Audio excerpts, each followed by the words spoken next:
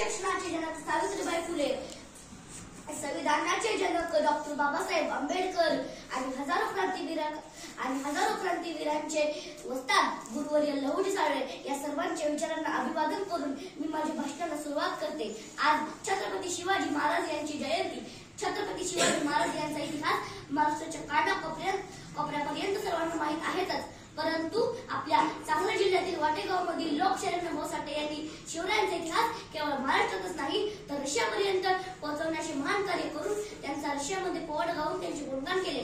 अशा या लोकशरण मोसाटे यांना सुद्धा माझा मानाचा मुजरा। छत्रपती शिवाजी महाराज यांचा जन्म 19 फेब्रुवारी 1630 रोजी शिवनेरी किल्ल्यावरती जिजाऊंच्या पोटी झाला। त्यांच्या शिवनेरीवर शिवबा जन्मतात। जिजाऊने ठरवले की त्यांना लहानपणापासूनच अतिशय शूरवीर बनवायचे। त्यासाठी जिजाऊंनी शिवरायांवर लहानपणापासूनच शील, दक्षता, वाक्चातुर्य, धैर्य, निर्भयता असे काही संस्कार देखील केले। मोठे होऊन शिवाजी महाराजांनी अनेक किल्ले जिंकून घेतले, मोठा उद्देश मिळवला।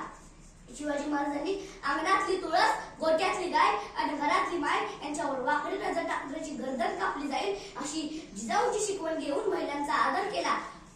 म्हणूनच म्हणतात, जिथे शिवभक्त उभा राहतात तिथे बंद पडते भल्या भल्यांची मती। जिथे शिवभक्त उभा राहतात तिथे बंद पडते भल्या भल्यांची मती। अरे मरणाला कोणाची भीती।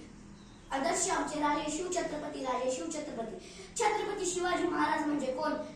छत्तीचे बळ असणारे, त्रस्त मुघलांना करणारे, परत न फिरणारे, तिन्ही जगास जाणणारे, शिस्तप्रिय वाडीचे तेज, जिजाऊंचे पुत्र, महाराष्ट्राची शान, खर न मानणारे, रयतेचे चिंतक, जनतेचा राजा म्हणजे छत्रपती शिवाजी महाराज।